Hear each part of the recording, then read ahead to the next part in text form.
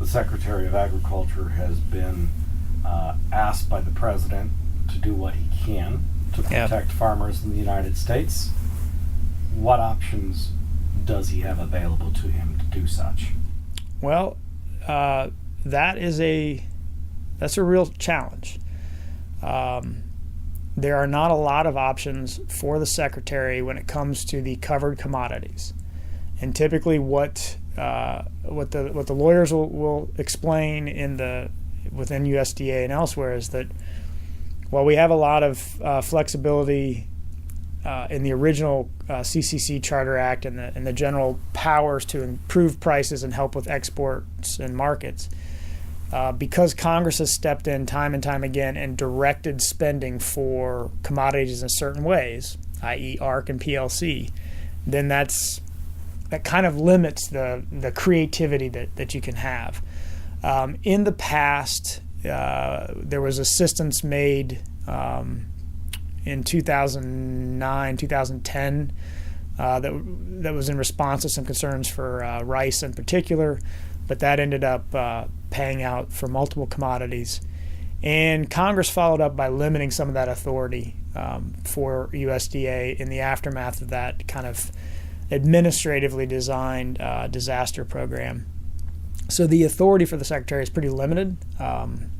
They have been creative in the ginning assistance, so whether they can find other mechanisms. But ultimately, we're talking about the size of the Chinese market and what tariffs might do. They're not going to be able to offset the potential losses there.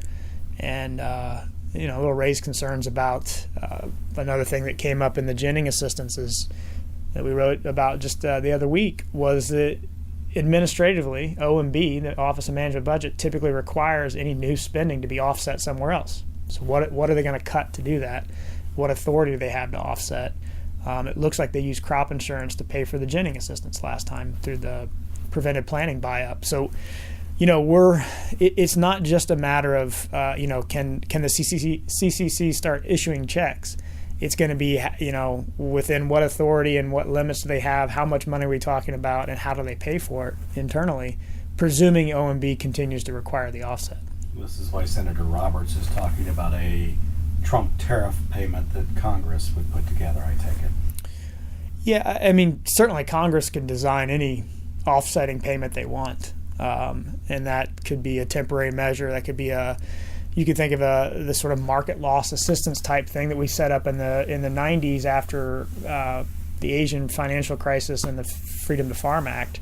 So Congress could come up with something like that. That this will raise WTO concerns. I realize the administration seems less interested or concerned about WTO, but we are still under the obligations of that agreement. And as we're seeing in this discussion, our actions on these matters have repercussions throughout the trading world, and we are watching these things escalate. So do we escalate another matter, particularly with other producing nations, by doing this? That raises concerns. But yeah, Congress could design some ad hoc assistance to offset that. Whether there's the will to do that and whether that is a wise policy, I think will depend on how it's designed and what we see. Anything on NAFTA? I've not heard what the latest is on NAFTA. You got to believe that sending the National Guard down to the border is not going to help with those negotiations. It's already pretty sensitive to begin with, and Mexico seems to be increasing its frustration or its willingness to speak about its frustration with American policy and the policy of the administration. So I find it hard to imagine that any of this is going to help with NAFTA.